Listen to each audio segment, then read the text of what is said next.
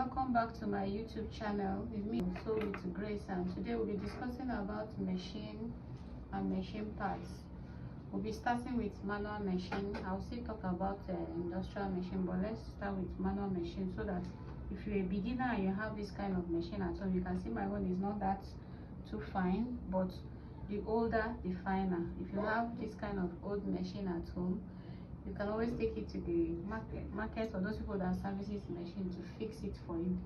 This is better off than the new machines they are producing these days. Okay, so we'll be discussing about the parts of the machine and how to use it. So for this machine now, this is the wheel. You use this wheel, please. Okay, mind you, I'm just going to be calling the names I used to call them here, or you can check out the original names on YouTube or on Google. You use the wheel to connect it to the pedal. For manual machine that you use your leg to operate. Okay, without this rope here, this manual machine is as good as is useless. Okay, it's as good as is useless. Okay, you can see there's a rope that is attached to this machine, so you use this rope to connect this wheel to the pedals.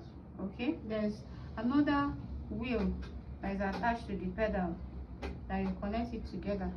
After connecting it, you can be able to move your machine. Please, when connecting this rope, make sure that it's not too firm and it's not too loose. If it's loose, you cannot it will be difficult for you to be pedaling the machine. If it's too tight, it will also be difficult. So make sure that it's in between. It's not too firm, it's not too loose. Okay, so this is the tension. I always call this one tension. It works hand in hand with the reel and the shuttle and the reeler. Okay, it works hand in hand with the shuttle. This is the shuttle, this is the reeler. I think they sell this one 500 or 700 in the market now. In case you don't have, you're just a beginner, I just want to go, you can always start. You carry the machine. If you have those old machines, you can do something nice for yourself from at home.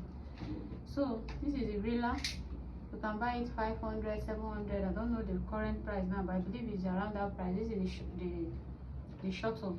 Okay, this is where you reel your thread. You put your thread here. You can see there's a thread. I'm still going to show you how you can reel your thread. Okay, so you just have to try all of them. So if you are using a smaller thread, I advise you to always hang the thread here if you are using those small threads. But if you are using this type now that I have here, it's better you keep it on the ground so that the thread will be free. It will be flexible. Okay, so I'm keeping my thread on the ground. I want to show you how to reel a thread on the shuttle. So before you start reeling a thread, you first of all, you cross it a little, maybe 2 or 3 lines, so that it will be firm on the shuttle. You see what I'm doing? You can do as many as possible, so that when I start reeling it, it will not be pulling out. So you must have started winding this thing. I'm sorry I've not hung the thread. So I've attached my rope so I can be able to wheel. You see, I'm moving it and the wheel is, the machine is moving, the wheel is moving, the thread. I believe by now you must have known how to pedal your machine. But in case you don't know how to pedal your machine, you can state it in the comment section so that we'll know what to do about it. Okay, so let's continue. So remember that I've hung the thread around this around the reeler. So see what I'm going to do now. I'm just going to keep it firm on this wheel. If you're having problems starting it, you will just keep you will stop pedaling, you just keep it here and wind it. You see what I did? But if you are following this pattern, it's going to be a bit difficult, so I always advise that you start pedaling your machine, then bring it closer. Okay, you bring it closer, keep it very firm.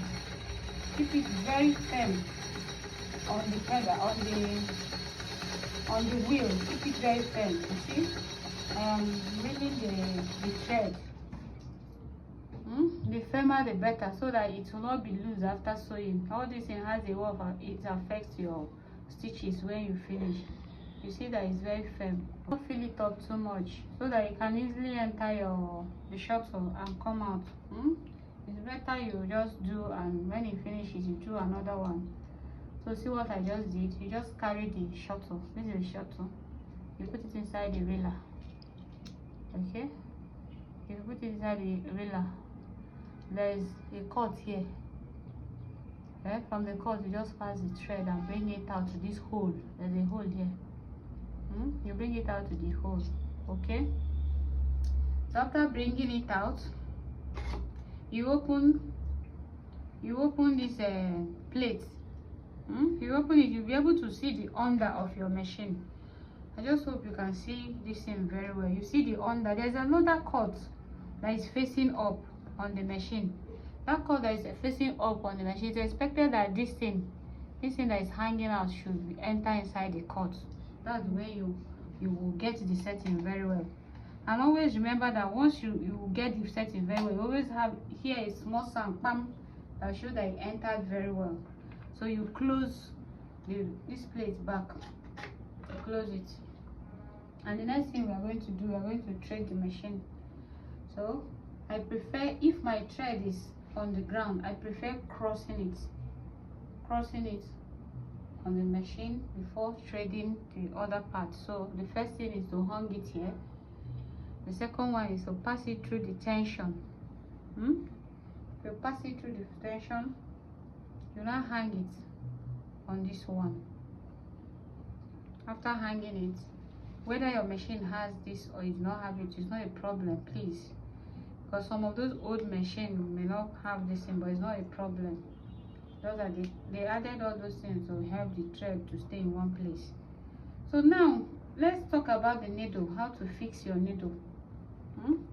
If you bring a normal sewing machine needle, there's always a flat edge, and there's always the side that is very flat. For this kind of machines, I'm not talking about the industrial machine. This one has a flat edge for small machine, and it has if you check the mouth of the machine, you see that there's a cut. It's two different parts. It has two different parts. One has a cut that reaches to the up of the machine. The other one is also flat. The flat edge goes with the flat tail goes with the flat head. So what you will do is that when you want to put it, you're going to face the flat edge inside when you are putting the needle, and leave that flat the other side outside. Please, if you don't get this thing I just did now, if you are sewing, your thread will be cutting. Because if you don't get it right, the thread will always cut. So you keep the flat edge inside and keep the other one outside. The one that has a cut that is running up, that's one that will also be outside. So after putting it, you pass your thread inside the machine, inside the needle, sorry. You pass your thread.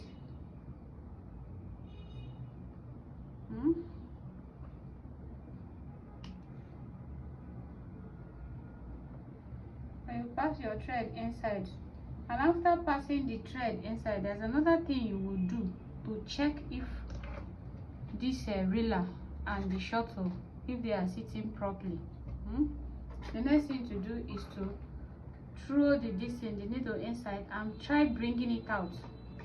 If it's well positioned, it will bring out this thread naturally without stress.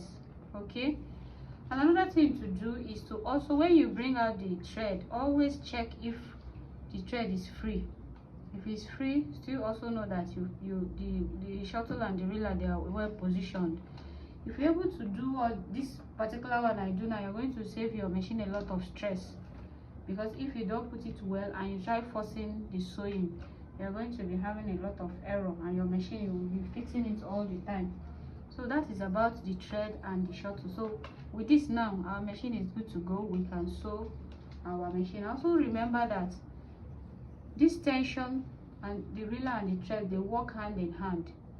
They're supposed to be moving in the same they're supposed to have the same tension. Do you understand? If the railer is tight and this place is loose, your stitches is not going to be okay. For some of you that have started sewing and sometimes you used to have the same problem, if the railer is tight and this place is loose, you are going to have problem. If it's loose, if this place is tight and the railer is loose, you're still going to have problems. So they're supposed to move the same, they are supposed to have the same tension. So I am bringing my oil now. This is machine oil. You can use, they have different oils in the market, different makes, but this is the one I use in my office. So if I want to oil this machine now, you see all these holes, that's the places you add your oil.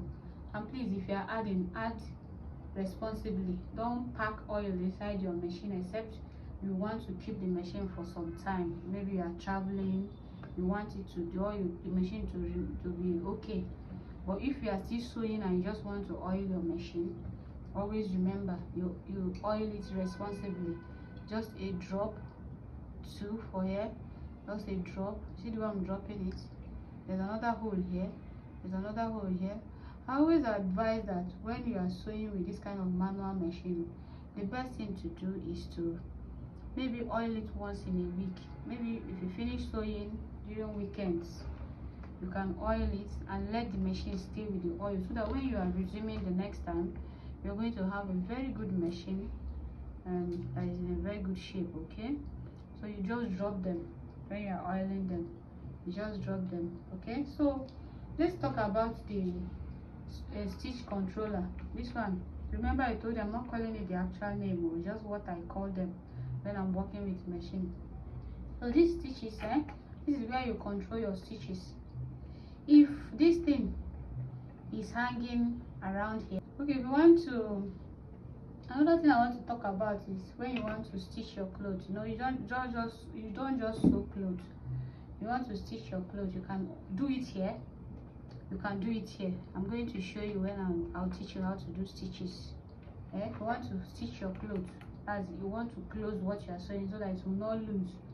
So as you're matching your machine, you just go up and come down, go up and come down, and you've done that stitches, you've closed the stitches. But I'm going to show you that one when I'll teach you how to monitor your, how to master your stitches. Okay, so now let's talk about the fitter. You know, fitter now, this one, sorry, I can't find my what I used to lose this in. So this is what you call machine footer. Okay, this is the normal one that every machine that comes with every machine. You use this one for a stretch sewing, but I will encourage you, if you're a beginner, to get this. This is a zipper. You use this zipper footer and it's easier. It makes your zip putting easier, it makes it smoother, it makes it better. Okay, so I'm going to show you how we use this thing to put zip when I'm going to teach about stitches. But I advise you to get it. You can get it maybe 1,000. This one, I got this one 600 then, but it has been long anyway. But you can get your own maybe 1,000, 1,200 depending on your location, or 1,500 depending on your location. Even manual industrial machine also has a zipper, so it's something you need to have if you want to really get a very good stitches.